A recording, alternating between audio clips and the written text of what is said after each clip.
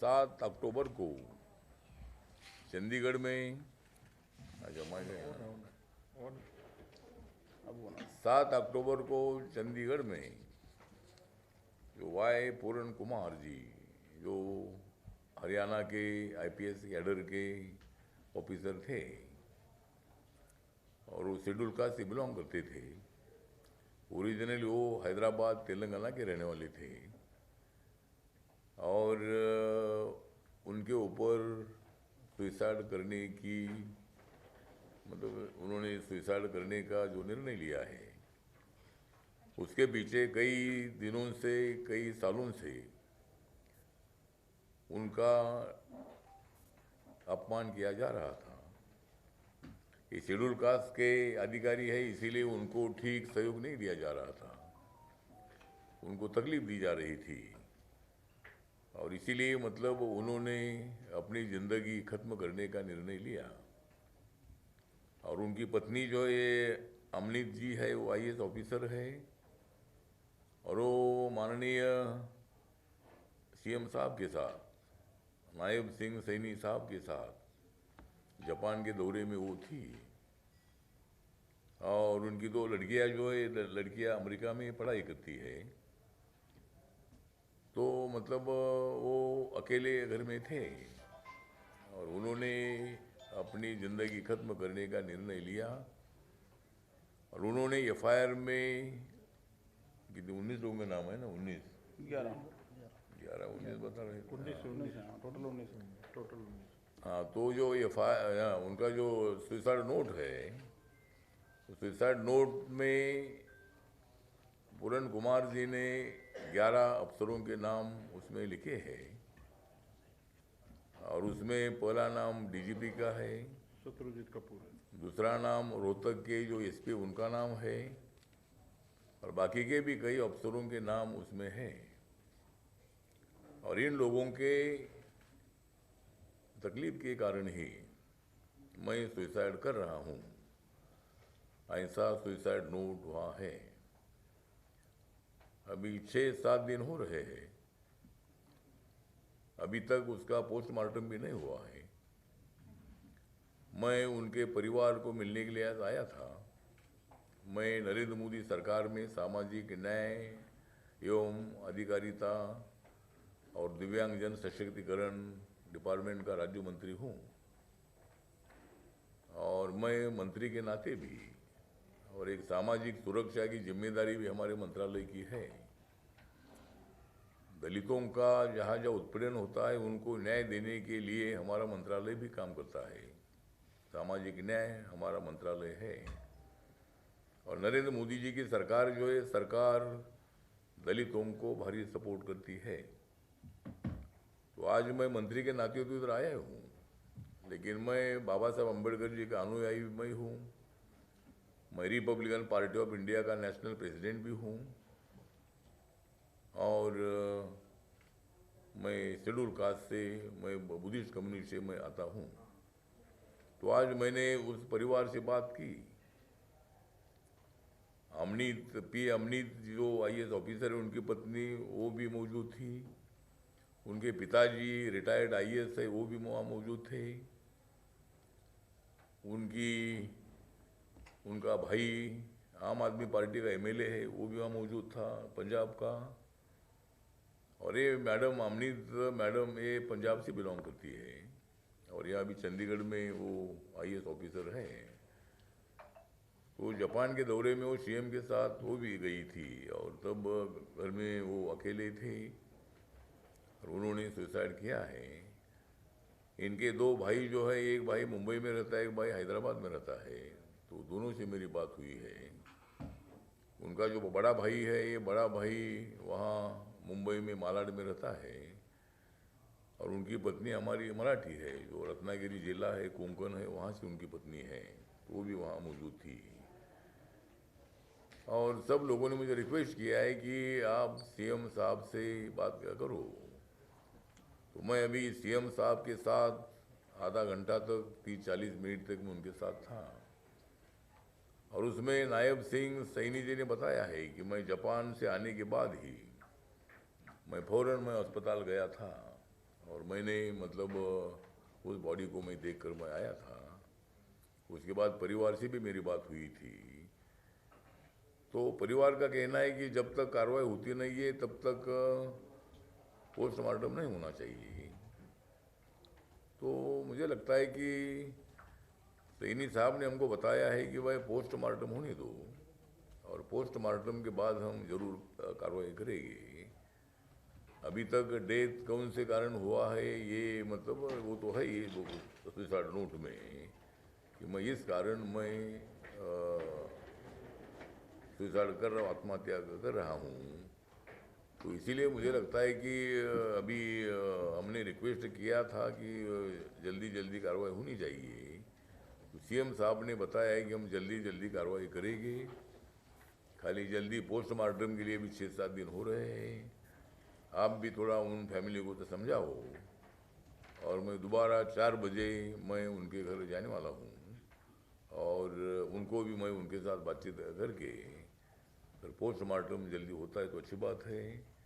और घटना तो बहुत गंभीर है। देश की आज़ादी को 75 साल पूरे होने के बावजूद भी दलित उत्पीड़न आज भी जारी है। डॉक्टर बाबा साहब अम्बेडकर जी ने इस उत्पीड़न के खिलाफ बहुत बड़ा संघर्ष किया था, और आज समाज में बहुत बड़ा परिवर्तन भी हो रहा है। बहुत सारे लोग दलितों को सपोर्ट करने वाले भी बहुत सारे लोग हैं, लेकिन दलितों का विरोध करने वाली भी कुछ मेंटेलिटी है। पूरा समाज को हम दोषी नहीं ठहराते हैं, समाज में बहुत अच्छे भी लोग हैं, लेकिन कुछ लोगों को लगता है कि भाई रिजर्वेशन लेकर ये मतलब आईपीएस बने हैं, आईएएस बने हैं। लेकिन मैं उनको बताना चाहता हूँ कि आज सरकार ने शेड्यूल कास्ट शेड्यूल ट्राइब को पहले आरक्षण था, बाद में मंडल कमीशन के माध्यम से यूपी सिंह के टाइम पर वो आरक्षण 27% ओबीसी को मिला, और माननीय नरेंद्र मोदी जी की सरकार आने के बाद जो एससी एसटी ओबीसी में जो लोग नहीं है, चाहे वो ब्राह्मण कम्युनिटी के हो, क्षत्रिय कम्युनिटी के हो, या मुस्लिम कम्युनिटी के हो, या हिंदू कम्युनिटी के हो, क्रिश्चियन कम्युनिटी के हो, तो 10% आरक्षण देने का निर्णय मेरे मंत्रालय ने नरेंद्र मोदी साहब के नेतृत्व में हमने इसके पहले हमने लिया है। और आज आरक्षण हर जाति को मिलता है। हर जाति के बच्चों को, लड़का लड़कियों को आईएएस आईपीएस हो, या सरकारी नौकरियां हो, या शिक्षा में रिजर्वेशन मिलता है। तो ठीक बात है, वो तो अलग विषय है, लेकिन सबको अभी आरक्षण मिल रहा है। इसीलिए हम समाज में एकता निर्माण होनी चाहिए। बाबा साहब अम्बेडकर जी भाई का भी कहना था कि समाज में समता होनी चाहिए, और इसीलिए मुझे लगता है कि ये घटना बहुत बड़ी दुर्दैवी है। इस घटना से हमारे जैसे लोगों को ठेस पहुंची है। एक आईपीएस बड़े अधिकारी बहुत बड़ा एक्टिव भी था, लेकिन उनको आत्महत्या सुसाइड करने तक उनका मन तैयार हुआ। तो ये आज भी ऐसा उत्पीड़न नहीं होना चाहिए। और सीएम साहब ने हमें बताया है कि भाई मैं पूरी कार्रवाई करने के लिए तैयार हूँ, और पूरी कार्रवाई की जाएगी, लेकिन पहले पोस्टमार्टम होना चाहिए, ऐसा उन्होंने हमको रिक्वेस्ट किया है। तो मैं दोबारा उस फैमिली को मिलने के लिए 4 बजे जाने वाला हूँ, और उनके साथ बात करके इसमें से क्या मार्ग निकलता है, क्योंकि 7 दिन हो रहे अभी 7 दिन हो रहे हैं। लेकिन सीएम साहब ने हमको पूरा आश्वासित किया है कि भाई पूरी कार्रवाई मैं करूँगा, इसको भी मैं नहीं छोड़ूंगा, ऐसा उन्होंने बताया है। तो घटना जो घटी है ये बहुत बड़ी निंदनीय है, और हमारे मंत्रालय के अंतर्गत जो शेड्यूल कास्ट कमीशन है, ये कमीशन भी इसकी पूरी जांच कर रहा है, और इस फैमिली को न्याय मिलना चाहिए।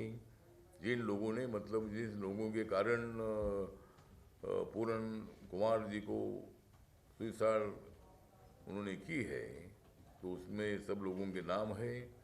तो मेरी मांग ये कि भाई माननीय सीएम साहब ने आश्वासन दिया है कि भाई सबके ऊपर कार्रवाई होगी, तो जल्दी कार्रवाई हो, यही हमारी अपेक्षा है। और चीफ जस्टिस पे जूता फेंका, क्या चीफ जस्टिस पे जूता फेंका था जो आज हमारा ऊपर भी सुरक्षित नहीं है। हाँ, तो मतलब जिस तरह अनेक घटनाएं घटती है, जिस तरह आप लोगों ने आपको मालूम है कि भाई भूषण गवई जी जो चीफ जस्टिस ऑफ इंडिया है, बालकृष्णन जी एक साउथ इंडिया के पहले कई साल पहले, मुझे मालूम नहीं, लेकिन शेड्यूल कास्ट से चीफ जस्टिस ऑफ इंडिया वो बने थे। उसके बाद 20-25-30 साल के बाद अभी भूषण गवई जी का को मौका मिला था। और कुछ ऐसी मेंटेलिटी है कि भाई उनको ये मन में मान्यता करने के लिए तैयार नहीं है। भाई शेड्यूल कास्ट का आदमी कैसा चीफ जस्टिस बन सकता है? तो बाबा साहब ने जो संविधान दिया है, ये संविधान सबके लिए है, सबके लिए है। और जो मेरा आरोप ये है कि भाई आज तक चीफ जस्टिस ऑफ इंडिया पर कभी भी इस तरह हमला हुआ नहीं, जूता फेंक कर उनके ऊपर हमला हुआ है। और वो व्यक्ति बोलता है कि भाई मुझे संविधान मंजूर नहीं है। तो जो व्यक्ति इसी तरह का अपने देश में विचारधारा अलग अलग है, हर एक को अपना धर्म है, अपनी जात भी है, लेकिन आर्टिकल 17 के मुताबिक, संविधान के आर्टिकल 17 के मुताबिक कास्टिज्म खत्म करने का कानून बना है। मतलब वैसा कानून से कास्टिज्म अपने देश में नहीं है, लेकिन आज भी समाज में कास्टिज्म कुछ हद तक है। आज इंटरकास्ट मैरिज की संख्या बढ़ रही है और कम से कम 2.5-3 लाख इंटरकास्ट मैरिज हर साल में होते हैं, वो मेरे मंत्रालय से दिखता है। तो समाज में एकता भी पैदा हो रही है, दलितों को सपोर्ट करने वाले लोग भी बहुत सारे आगे आ रहे हैं, लेकिन उनका विरोध करने वाले भी कुछ लोगों की मेंटेलिटी है। तो मुझे लगता है कि ये घटना बहुत बड़ी गंभीर है। और जिस तरह भूषण गवई पर जो हमला हुआ है, तो जिन एडवोकेट ने हमला किया है उनके ऊपर एट्रोसिटी एक्ट के अंतर्गत केस दर्ज करनी चाहिए। और संविधान मंजूर नहीं है ऐसा अगर वो बोलते हैं तो उनके ऊपर राष्ट्रद्रोह का गुनाह भी लगाना चाहिए। और जिनको संविधान मंजूर नहीं है उनको देश में रहने का अधिकार नहीं है। संविधान हर एक को मंजूर होना ही चाहिए। संविधान ने हर धर्म के लोगों को आज़ादी दी है, अपना अपना धर्म की रक्षा करो, लेकिन एक धर्म के लोगों ने दूसरे धर्म की निंदा मत करो, सब एक साथ रहो, समानता रखो, ये संविधान का मुख्य उद्देश्य है। और इसीलिए मुझे लगता है कि भूषण गवई का भी इंसिडेंट ऐसा हुआ है। ऐसे कई इंसिडेंट अनेक जगह पर होते हैं। मेरे पास जिस तरह एससी का कमीशन है, वहाँ रोज़ सैकड़ों केसेस उधर आती है। और जो आईएएस है, आईपीएस है, आईआरएस है, आईएफएस है, या क्लास 2 के अधिकारी है, क्लास 3 के क्लिनिकल स्टाफ है, वैसे कई लोगों पर अन्यायी घटनाएं घटती है और वो लोग एससी कमीशन में आते हैं। तो आज भी मतलब डिस्क्रिमिनेशन आज हो रहा है। तो मुझे लगता है कि पूरण कुमार जी का जल्दी अंत्य संस्कार होना चाहिए, लेकिन कार्रवाई का आश्वासन सीएम ने दे दिया है। उन्होंने मुझे मैसेज दिया है कि भाई आप उनको तो समझाओ, उनकी पत्नी को, और मैं कार्रवाई करने के लिए यहाँ पर बैठा हूँ और मैं पूरी कड़ी कार्रवाई करूँगा। सर, पहली मुलाकात जो थी, आज जो आपने मुलाकात की है, वो कैसी रही? क्या रुख था परिवार का? क्या आपको लगता है कि थोड़ा कुछ नरमाई आई है और दूसरी बार आप मुलाकात करेंगे तो आपको लगता है कि वो मान जाएंगे? क्या उम्मीद कर रहे हैं आप? कैसा आज उनका रुख था? नहीं, मुझे लगता है कि अभी जब मैं उनको मिला था तब सभी लोगों का, फैमिली का ही कहना था कि कार्रवाई होनी चाहिए। और फिर मैंने उनको बताया था कि मैं सीएम साहब से बात करूँगा। तो मैं वहाँ से आते आते सीएम साहब का मैसेज आया कि आप हमारे कुटी पर आइए। और मैं सीएम साहब के साथ आधा घंटा तक था वहाँ, कई ऑफिसर भी उनके थे, तो बातचीत हुई है। तो सीएम साहब ने मुझे बताया कि भाई थोड़ा मैं पोस्टमार्टम के लिए अगर वो तैयार होते हैं तो मैं भी पोस्टमार्टम के लिए वहाँ जाऊँगा, और पोस्टमार्टम के बाद कार्रवाई होगी, ऐसा उन्होंने बताया है। तो मैं अभी उनके फैमिली को मिलने के लिए जा रहा हूँ। तो कोई ना कोई तो ये जो उसमें मार्ग निकलने की आवश्यकता है, लेकिन मेरी भी मांग ये है कि भाई ये ऑफिसर लोगों को कार्रवाई होनी चाहिए, कठोर कार्रवाई होनी चाहिए, ऐसा हमारा कहना है। सर, ये बताइए कि मुख्यमंत्री ने डीजीपी पर किस तरीके की कार्रवाई का भरोसा दिया, क्योंकि परिवार ये कह रहा है कि उस पर किया जाना चाहिए पहले का। अभी कार्रवाई जो आत्महत्या को प्रवृत्त करने के लिए डीजीपी, एसपी, रोहतक और जो बाकी के नाम है, उनके ऊपर वही आर्टिकल में कार्रवाई होगी कि आत्महत्या के लिए प्रवृत्त जिन्होंने किया है, तो ऐसे लोगों पर कार्रवाई होगी। और बाद में उनके ऊपर ये कार्रवाई होने के बाद उनको फौरन सस्पेंड भी करना चाहिए। जब उनके ऊपर एफआईआर जब अभी लगेगी तो उनको सस्पेंड न करना चाहिए। लेकिन हमने मुख्यमंत्री जी को रिक्वेस्ट किया है कि भाई आप जल्दी तो थोड़ा निर्णय सस्पेंड का लीजिए। उन्होंने बताया कि भाई मैं सस्पेंड करूँगा, लेकिन पहला ये पोस्टमार्टम होने दो, तो उसके बाद मैं निर्णय ले लूँगा, ऐसा उन्होंने बताया है। पोस्टमार्टम के बाद सस्पेंड करेंगे ये बोल रहे हैं मुख्यमंत्री ने। नहीं, मुख्यमंत्री जी ने बताया कि भाई थोड़ा पोस्टमार्टम होने दो, मतलब पोस्टमार्टम जब तक होता नहीं है तब तक मतलब उनका टेक्निकल का कहना है कि, लेकिन हमारा भी आग्रह था कि भाई पहले उनको सस्पेंड करो, फिर वो फैमिली मान जाएगी। तो उन्होंने बताया कि भाई आप ही थोड़ा सा उन फैमिली को समझाओ, और आज ही अगर पोस्टमार्टम होता है तो उसके बाद मैं फौरन कार्रवाई करूँगा, ऐसा सीएम साहब ने बताया है। सर आप क्या मानते हैं, पर्सनली आप क्या मानते हैं कि पहले कार्रवाई होनी चाहिए उसके बाद पोस्टमार्टम हो, जैसी फैमिली बोल रही है सस्पेंशन होनी चाहिए डीजीपी की या बाकी ऑफिसर्स की? But sir as per SC/ST act नहीं, ऐसा कि SC/ST एक्ट जो है वो तो है ही, लेकिन अभी उनका थोड़ा टेक्निकल कहना है कि भाई वो थोड़ा जो उन्होंने सुसाइड में तो लिखा है कि भाई मैं इस कारण आत्महत्या कर रहा हूँ, ये लोग इसके लिए जिम्मेदार है और उनके ऊपर कड़ी कार्रवाई होनी चाहिए, ऐसा सुसाइड नोट में है।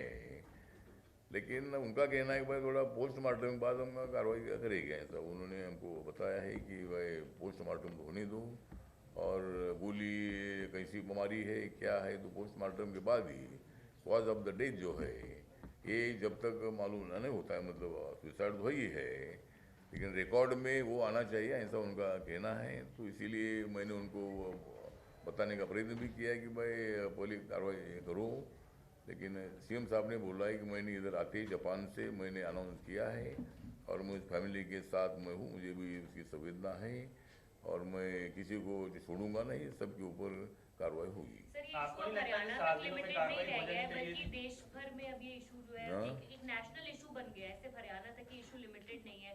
बिहार में भी इलेक्शंस है, वहाँ पर भी जो लीडर्स हैं अलग दूसरी पार्टीज के भी, उनके भी इसको लेकर बयान सामने आ रहे हैं और बीजेपी सरकार को इस मामले में घेर रहे हैं वो लोग। नहीं, मुझे लगता है भी जो अपोजिशन ने राजनीति नहीं करनी चाहिए। मुझे लगता है कि राज्य सरकार ने और मुख्यमंत्री जी ने पूरे मीडिया को भी बताया है, जनता को भी बताया है कि भाई हम कार्रवाई करेंगे, लेकिन अभी अपोजिशन वाले तो हर विषय पर तो कोई सवाल उठाते ही है। तो इसीलिए मुझे लगता है कि बिहार का इलेक्शन भी है और बिहार का इलेक्शन बिहार में है, लेकिन अपोजिशन ने ऐसे विषय में राजनीति नहीं लानी चाहिए, ऐसा मुझे लगता है। और सीएम ने मुझे अभी टोक रहे हैं आपको, अभी तक मुख्यमंत्री ने मीडिया से कोई बात नहीं की है। आज भी वो चंडीगढ़ में 2-3 फंक्शन में थे, उनसे बात करने की कोशिश की, उस सवाल से बचे। वो सवाल से भाग रहे हैं। मीडिया से अभी तक उन्होंने कोई बात नहीं की, कोई और पीसी कोई नहीं करी सर आश्वासन अभी तक। नहीं दिलाया अभी तक।